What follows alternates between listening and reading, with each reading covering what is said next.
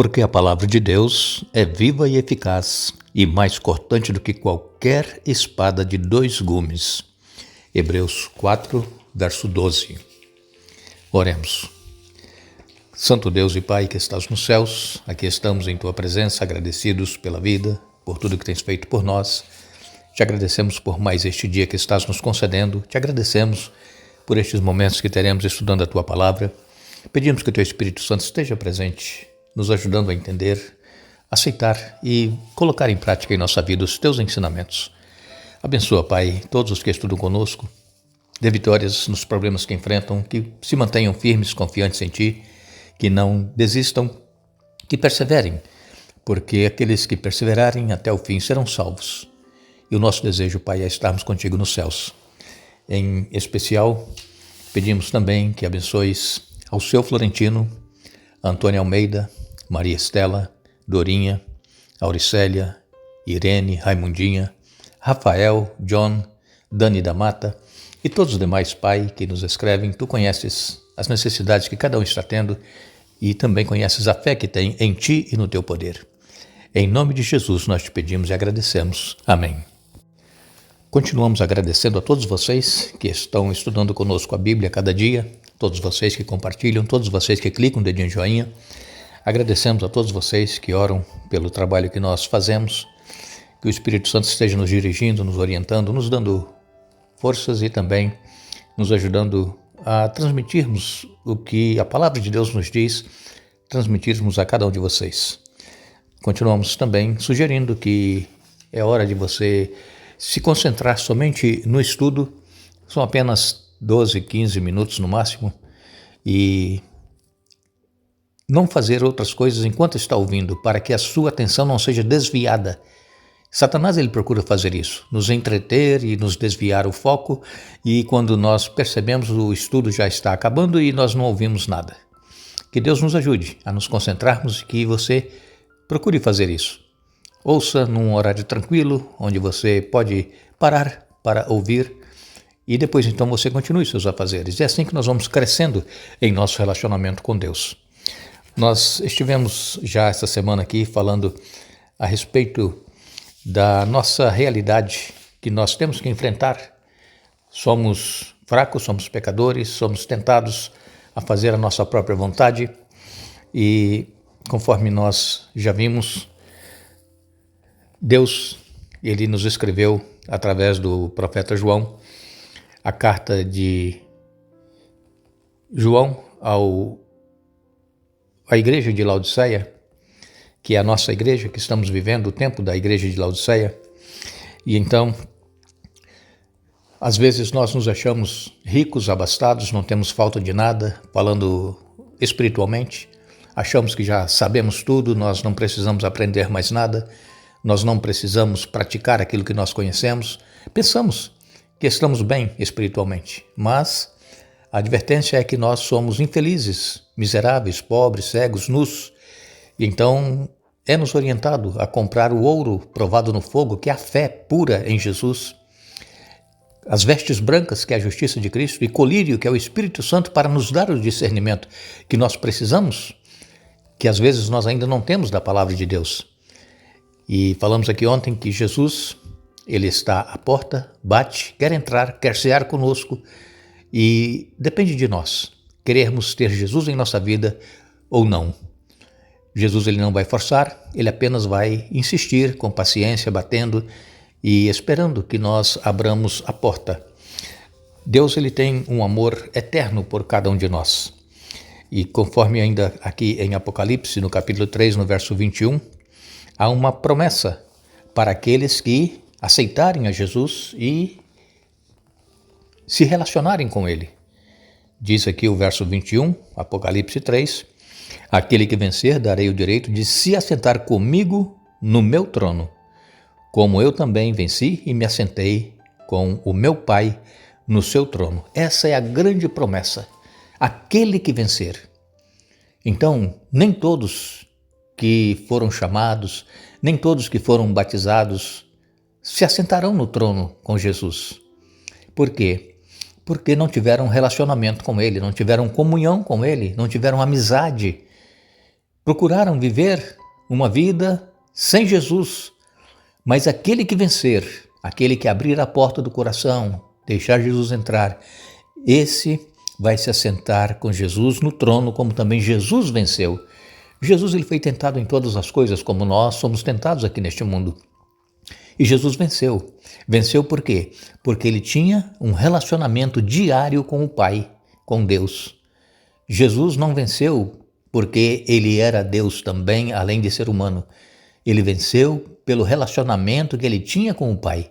Orava todos os dias, procurava fazer a vontade do Pai todos os dias. E isso deu forças para ele vencer os últimos momentos da sua vida, principalmente quando ele foi preso no jardim de Getsêmani, quando ele foi levado a julgamento. Ele estava sendo a todo tempo tentado a desistir, a não ir até o fim, mas ele, por amor a mim e a você, ele foi até o fim. Ele se entregou, ele morreu para que nós pudéssemos ter salvação. Mas essa salvação depende de nós o aceitarmos, aceitar o sacrifício de Jesus, a morte e a ressurreição e termos este relacionamento com ele dia a dia. Nós sabemos que não é fácil.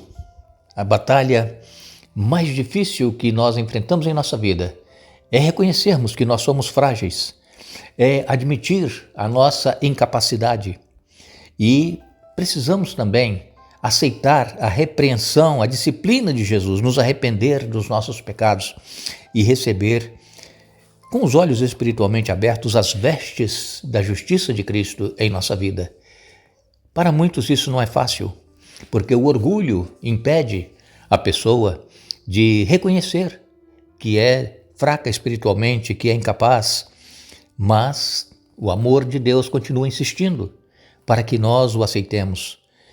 E o mais importante, irmãos, é que Jesus, ele compreende a nossa mornidão, Jesus compreende a nossa indiferença, não porque Jesus passou por isso, mas porque ele se identifica conosco.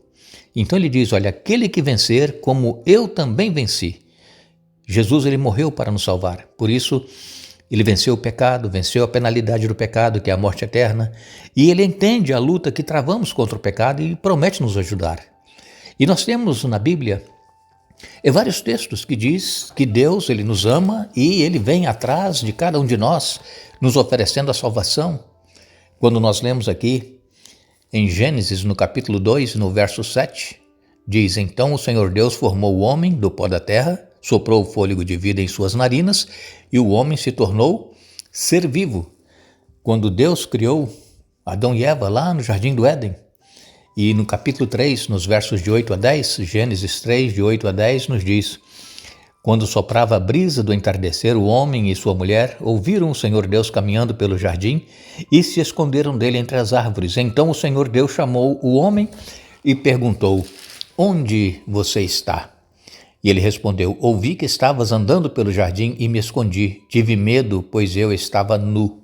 Vejam a condição do ser humano, miserável, cego, pobre, nu, é a nossa condição. Adão e Eva, depois que pecaram, eles perceberam que estavam nus. E então, quando estava chegando a hora de Deus ir ao jardim, ao encontro deles, como fazia todos os dias, eles tiveram medo e se esconderam. O homem que foi criado à imagem de Deus, agora com medo de Deus. Isso às vezes acontece também conosco hoje. Nós cometemos pecados, sabemos que estamos errando em nossa vida e sentimos medo de Deus. Mas Deus ele é amor, Deus ele quer nos perdoar, Deus ele quer nos salvar, Deus ele não quer que nós pereçamos. Em Gênesis capítulo 5 e no verso 24, nós lemos, andando em comunhão com Deus até que um dia desapareceu porque Deus o levou para junto de si.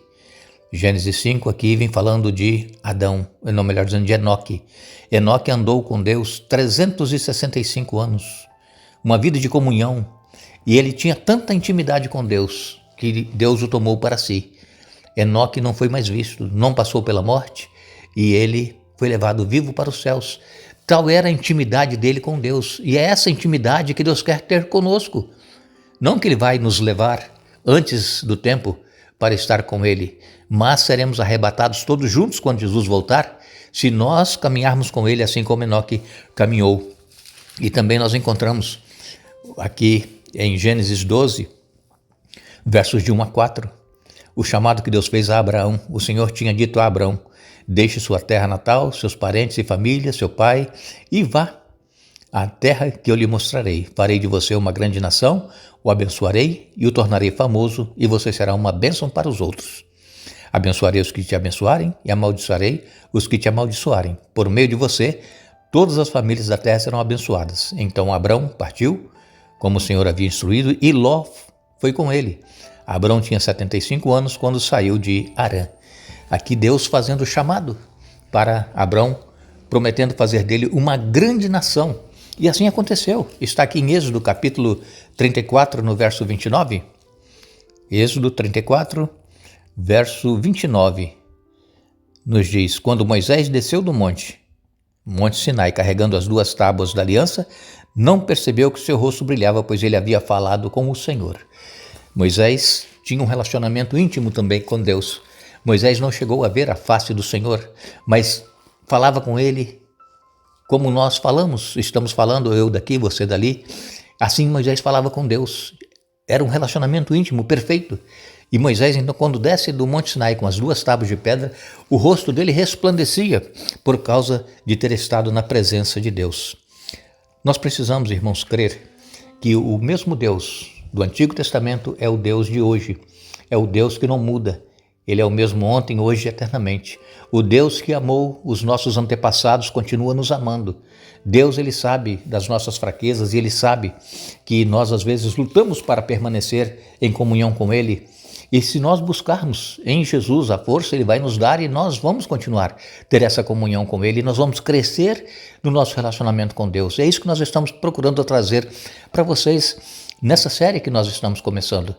Procurar manter um relacionamento íntimo com Deus para que possamos crescer na nossa vida espiritual. E o profeta Jeremias, em Jeremias 31, versos 3 e 4, escreveu: de longe o Senhor lhe apareceu dizendo: com amor eterno eu a amei, por isso com bondade a atraí. Eu a edificarei de novo e você será edificada. Irmãos, amigos, seja no começo do dia ou no fim do dia, Deus está nos buscando. Não importa o momento, a hora, Ele quer ter um relacionamento conosco. Separe um tempo, cada dia, para ter este relacionamento com Deus. E assim, nós estaremos crescendo espiritualmente e estaremos aptos para nos encontrar com Jesus quando Ele vier nos buscar. Que Deus nos abençoe, nos dê um bom dia. Vamos retornar amanhã, Deus nos permitindo, para continuar esse estudo. E desejamos mais uma vez que o Espírito Santo esteja trabalhando em nossa mente, em nosso coração, e que possamos estar fazendo a vontade dEle em nossa vida. Que Deus nos abençoe.